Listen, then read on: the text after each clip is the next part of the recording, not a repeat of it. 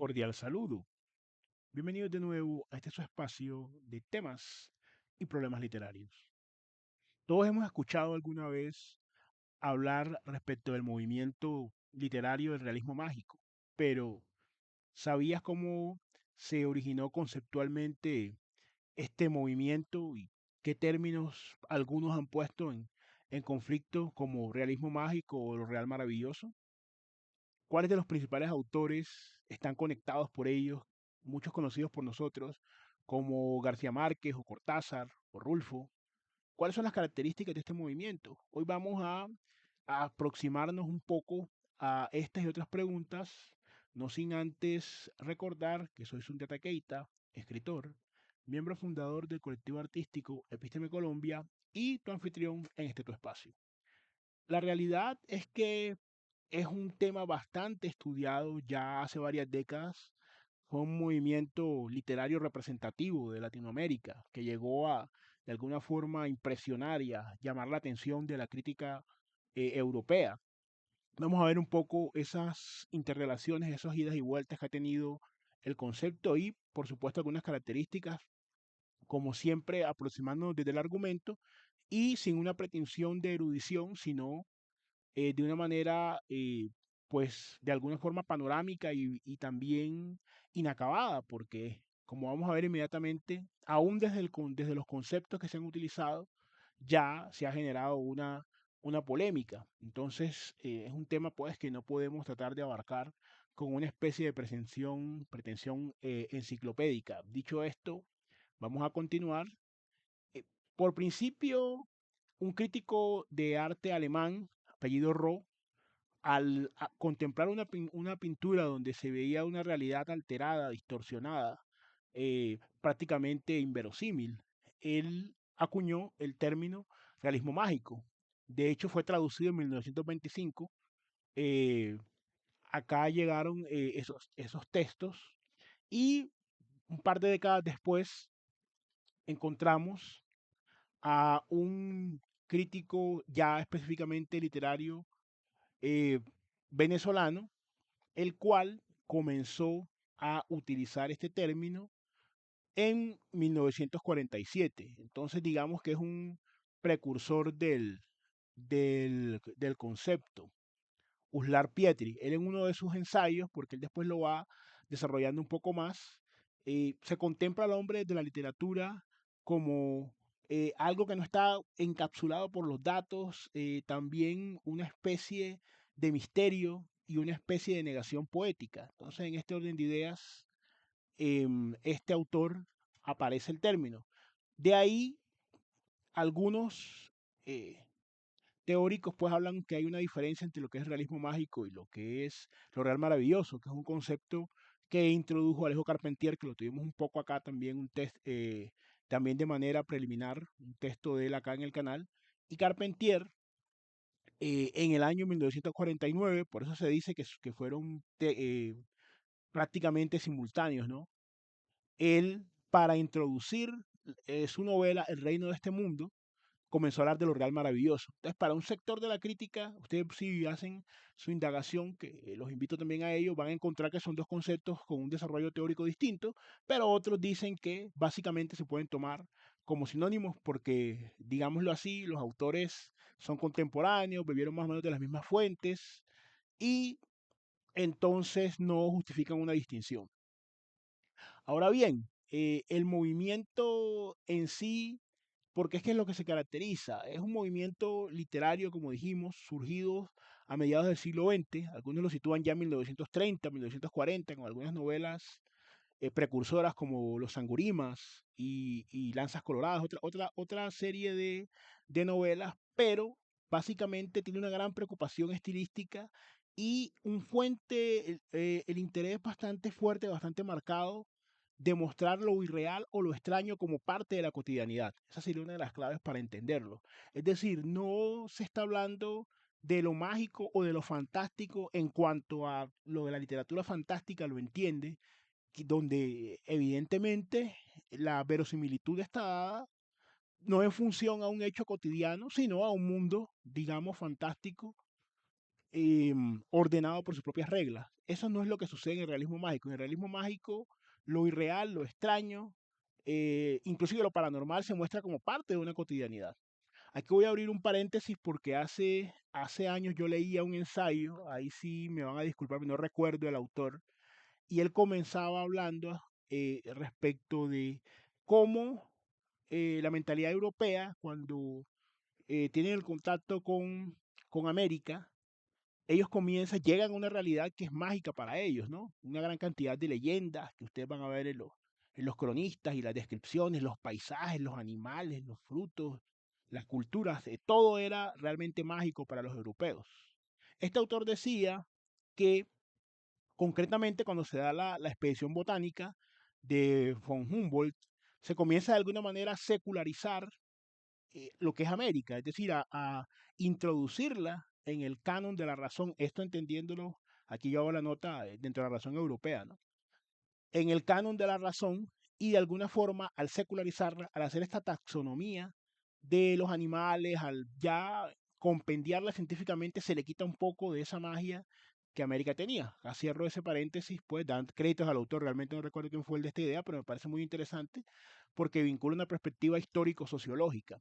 Ahora, dicho esto, es importante tener en cuenta que si bien el realismo mágico, dentro de sus características, está inserto en el pensamiento literario latinoamericano, se ha extendido y ha llegado, como les comentaba, y en su momento a impresionar mucho, quizá por un redescubrimiento o de alguna forma por una segunda mirada para acontecimientos que para nosotros acá en América Latina o en Iberoamérica, como quiera decirse, nos parecen comunes, ¿cierto? Ciertas realidades que de pronto a un europeo lo pudieron haber sorprendido en ese momento.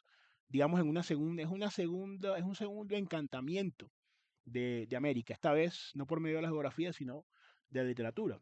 En cuanto a las características, cuando vamos a ir hablando igual también un poco de los cuentos y novelas y demás, donde se pueden ver, pero ciertamente lo primero, pues, y como ya hemos dicho, no es una forma eh, en la que deliberadamente se quiera subvertir la realidad desde la fantasía, sino que los acontecimientos es una integración entre lo cotidiano y lo mágico, lo fantástico, pero dentro de un concepto y de un contexto, perdón, donde los personajes viven con esa realidad. Entonces, hay una primera característica, un contenido o un fondo que tiene que ver con elementos mágicos y fantásticos, pero que son percibidos como normales por los personajes. Por ejemplo, hay un cuento, por ejemplo, de García Márquez, de un señor muy viejo con alas enormes, que es supuestamente una especie de ángel o algo así, y lo tienen como en un gallinero. Entonces ven esas circunstancias, ¿cierto? Que en otro o de otro punto de vista, de otro lente, serían mágicas o fantásticas, eh, ese símbolo, pues, de este ser que es capturado allí y que está en ese pueblo allí del Caribe, los habitantes lo aceptan como algo que sucede y ya está, pese a que sea paranormal, vamos a también usar ese término. Un segundo elemento, estos elementos mágicos, fantásticos, quizás son de naturaleza, de una esencia relacionada más con lo intuitivo, pero no son explicados. Usted va mirando diferentes cuentos, va a caer en va a notar pues que no se trata de una explicación racional, porque aquí volvemos al otro punto, es un quebrantamiento del logos, el logos en cuanto a su acepción occidental. Entonces no es necesario explicar, por ejemplo, continuando con este cuento, este ser alado, cómo llega y de dónde proviene, esa clase de cosas. Los habitantes no hacen esa clase de juicio.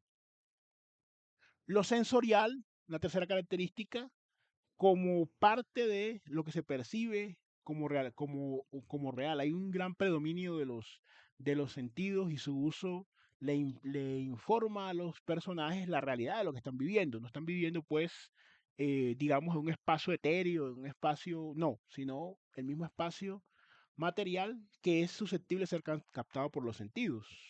Otra característica también frente al espacio, muchas de esas obras ubican o están, digámoslo así, ligadas con condiciones de marginalidad, de pobreza, donde esa misma concepción mítica se hace presente.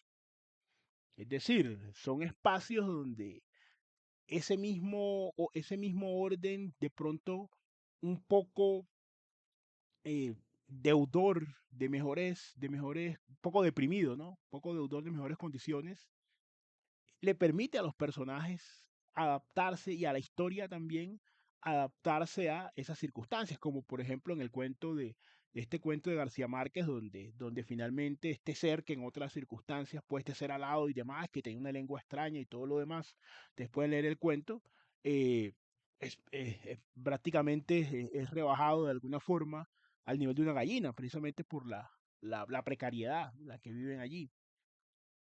Los hechos, ahora también se habla de hechos reales, tiene una connotación fantástica, sin explicación, o es muy improbable que ocurran.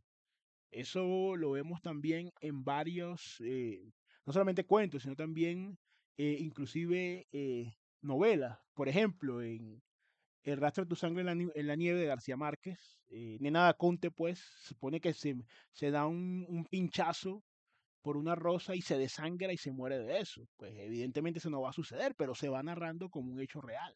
Inclusive es la causa de la muerte. Finalmente, en cuanto al tiempo, eh, algunos críticos han ubicado las cuatro posturas frente al tiempo. Un cronológico lineal, se sigue el curso del tiempo, usted puede leerlo, verlo de esa manera lineal. También la superposición, ruptura de los planos temporales. Se explica el presente con el pasado, lo que es una regresión o una analepsis, y el futuro, lo que es prolepsis. Aquí hablamos también del canal un poco sobre esas figuras retóricas, esos recursos. Y también tuvimos un cuento muy elocuente respecto a eso, que es La noche boca arriba de Cortázar. Hay un tiempo estático donde se detiene mucho el tiempo como tal, puede coincidir o no con un tiempo atmosférico, como en el monólogo de Isabel, perdón, monólogo de Úrsula viendo llover en Macondo, por ejemplo. Y ese tiempo también parece que no estuviera sucediendo y se enfoca más en los personajes. También un tiempo invertido, ¿no? Donde puede, por ejemplo, considerarse a la noche al día, donde hay también esa clase de cambios. Muy importante tener en cuenta que existe una gran cantidad de material y una gran cantidad de visiones sobre todo el tema del realismo mágico. De todas maneras, los invitamos pues también a ustedes a compartir por favor su opinión. ¿Cuáles piensan que son las otras características del realismo mágico que no se han dicho acá? Aparte, ¿qué otros autores ustedes sumarían? Porque hubo una gran cantidad y hay pues, de autores adscritos a esta corriente. ¿Cómo lo conciben ustedes? Pues los invitamos también a suscribirse al canal, también compartir el contenido, comentar como le acabamos de decir. Siempre son muy enriquecedoras estas experiencias, estos espacios. Por el momento no siendo más y esperando pues reunirnos en una próxima oportunidad. Nos veremos entonces en un siguiente episodio de Epísteme Colombia Literatura.